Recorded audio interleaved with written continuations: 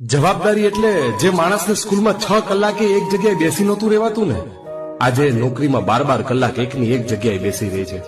જવાબદારી એટલે જે વ્યક્તિ પૈસા વાપરતી વખતે પોતાનું ખીચું ક્યારેય નહોતો જોતો ને, આજે એ જોઈ જોઈને ખર્ચો કરે છે. જવાબદારી એટલે જે વ્યક્તિ કોઈનું સાંભળી નતો લેતો ને જે ધારે એ કરતો, આજે એ પોતાની જીદને છોડીને પરિવારને આગળ રાખે છે.